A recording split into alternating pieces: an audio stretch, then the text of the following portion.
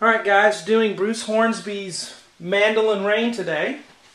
Let me play a little bit of the intro for you.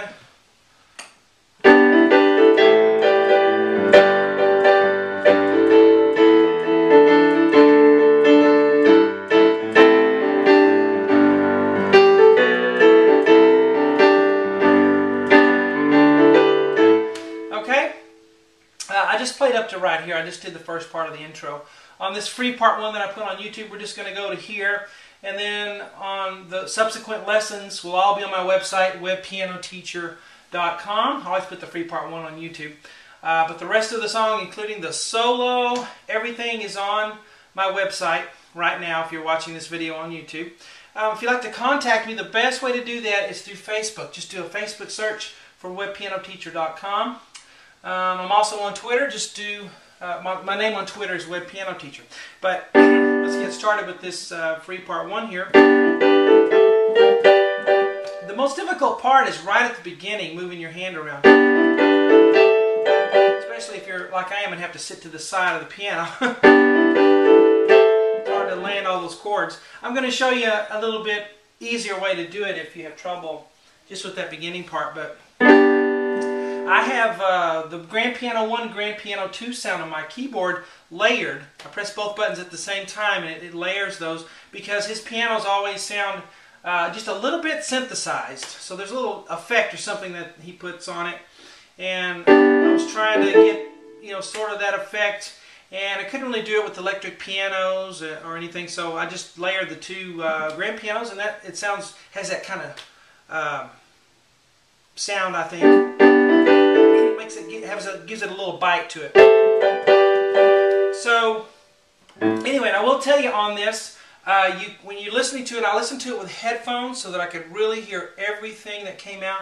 But you have all kinds of instrumentation in there, stuff going on, and sometimes I have to do a little guesswork because you can't hear everything all the time that the piano's doing. And I kind of take into account the style that Bruce plays in and what he's already doing in the song, and to fill in those gaps. So there's a little bit of guesswork on my part in certain places, but I think I really came out with something that sounds like what he does. So let's start at the beginning here. We'll start with a chord, a G chord, B, D, G on the right hand. All right, this kind of has a, excuse me, a gospel feel. You always hear that gospel music. I don't think he's playing all 3-note chords at the beginning.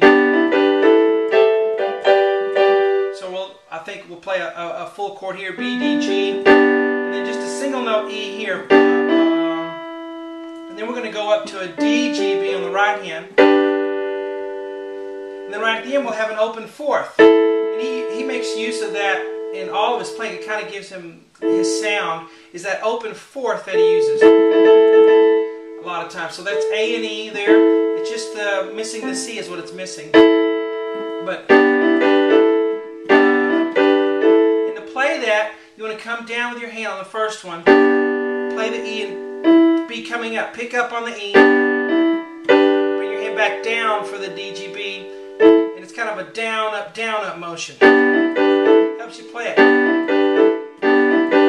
Now if you have trouble doing that, you can go just play a single E here. I think will help that, not having to play an A there. And then you don't miss it too much. But I do think he plays a fourth there on the end. And this right here, a little grace note. Okay, if that's hard for you, you can leave the G out and just play the chord. Alright, but I'm going to play the G as a grace note. So I actually end up playing the G, the C, and the E at the same time, and then flipping the G to an A.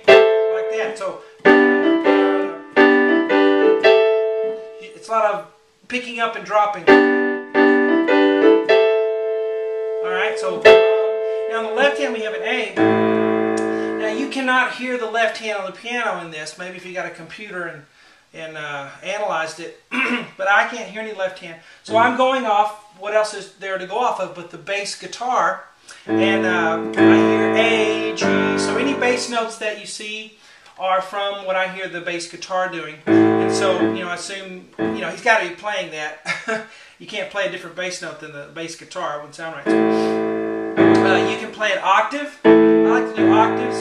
You could also put a fifth in there sometimes if you want. So if you see an A and you want to put an E in the middle, that's fine. If you see a G octave and you want to put a D in the middle, put the fifth in there. That works sometimes. But most of the time I just play the octave. Okay? So, we have, and then we're going to do a big G chord 2 times. So it's G, B, D, G, 2 times, 1, 2, and then I'll play it again. I didn't write the chord again, I just put a vertical line down. Whenever I do that, it just means play the chord you've been playing again. And then you play it 2 more times, 1, 2, and then you play it another time here. And then we have E and A. There's that open fourth I was talking about. And then A and D. So 1, 2, goes to the fifth there. So the right hand is.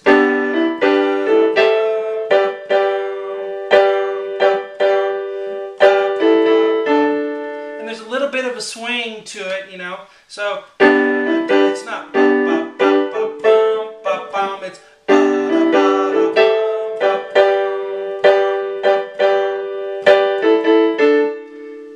So you might want to practice that a while.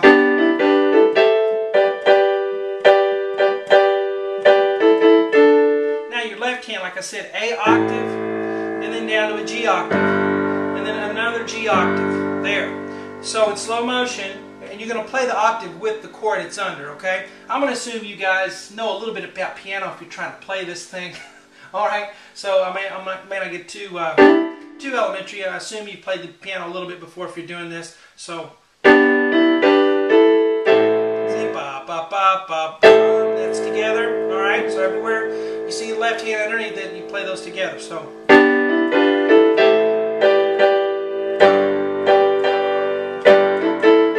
Okay. The counts are 3, 4, 1, 2, 3, 4, da da da da. All right.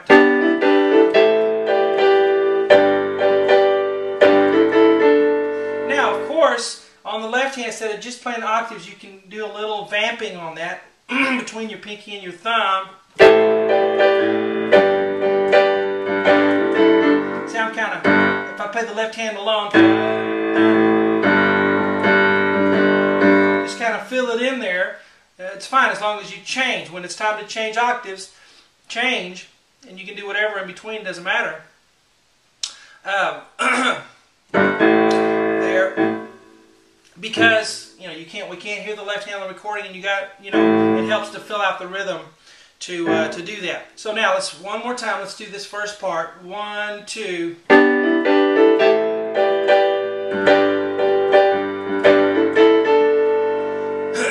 Now we go here. Now here's a place where you hear the bass guitar change to G there. So that's where I'm getting that G. You may think, oh, well, it sounds good to stay on D, but if you listen to the bass guitar, it goes to G, and that's, if that's all we have to go on, then put the G there. Now we have just some rhythmic things. Now, on this kind of thing where you have repeated notes and everything, it's very important that you have accents in there. It's not just, like a jackhammer. He kind of da da da da da da da da da da. All right, because everything's not full strength. That's why it's sometimes hard to hear if there's a chord in there or not. I'm thinking, oh, did he actually play there? Is that the mandolin, or is that maybe a keyboard sound that they came in and patched in later? They do all kinds of weird stuff with recordings, just for the album version. Even sometimes it'll throw you for your loop if you're trying to figure out something. And they got 2 pianos in there, and you figure out, oh, there's a second piano playing. No wonder this sounds so hard. They brought in a second piano and pasted it over the top of everything, which may sound good in the album version, but if you're trying to figure out how to do it in one piano. So on the accents, we'll do that in a second. Let's get the notes down first. We have E and A 3 times, 1, 2, 3, and then D and A 2 times, and then E and A 1 time, and then 6 times on the D and A. 1, 2, 3, 4, 5, 6. And then E and A together 2 times. 1, 2. So it's 1, 2, 3, 1, 2, 1, 2, 3, 4, 5, 6, ba. Now you have to count those when you first start, but after you get it kind of down, just try to feel it and not be a counter. Okay? It's just. When I'm accenting that, I'll go slow.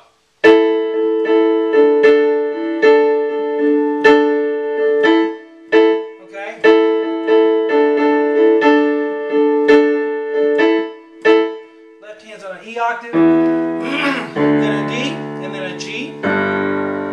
Alright, so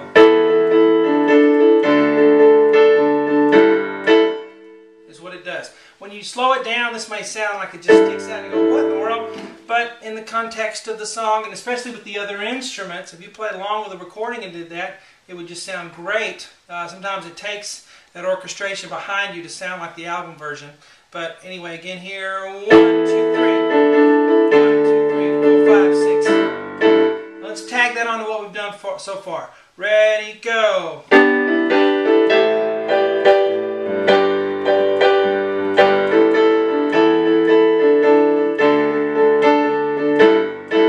Alright, and then here we're going to have.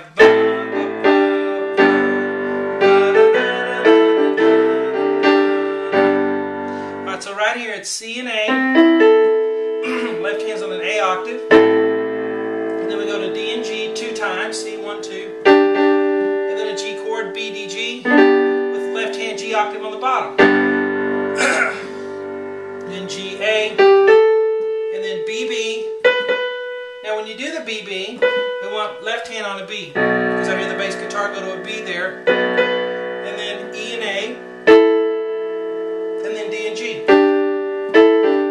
So right here it's do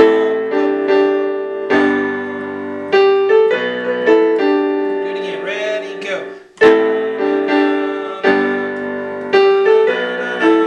Let's tie that to what we have so far. 2 or 1, 2.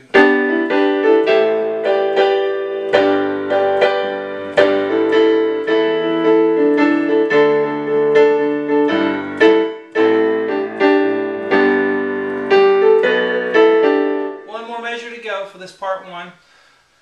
So if you're adventurous and don't want to pay for a membership on the website, I guess you could get a little bit more out of this. This is actually the whole intro. So once you get up to here, it's the whole intro. But so that's E and A together, and then D and G together 2 times. Bop, bop, hold it for a bit. That little dash, when I put that, that just means hold it for a little bit. And then B, D, G. And then D, G again, and hold it for a little bit. And that's kind of why you need my instruction during the video and not just the whiteboards, because I use a lot of shorthand, and you can't really notate rhythms that well. You could, I've thought about ways to do that, but then it would get really, there'd be a lot of stuff on here and look confusing. And you guys like things simplified, so I think it's better to teach you the rhythm orally with your ear. Alright, ba-ba-bum, that's D, G, then E and A, and then G and B. And on these fingerings, you got to get involved, your little fingers. You know, so here I'm doing 1 and 3, and then 2 and 4, and then 3 and 5. So alright, left hand C octave, G octave, D octave. So okay, let me do that slow for you. 2, ready, go.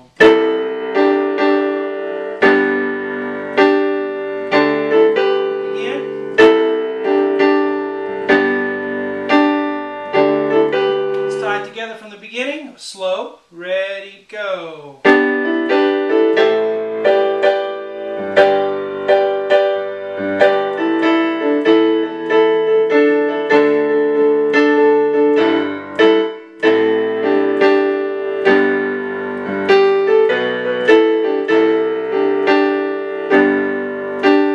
Alright, now fast. 1, 2, aha.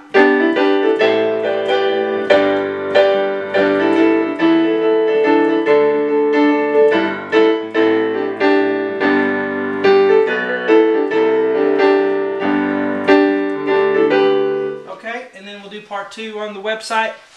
Hope you guys enjoy it. Look me up on Facebook if you have anything to say to me. Talk to you later.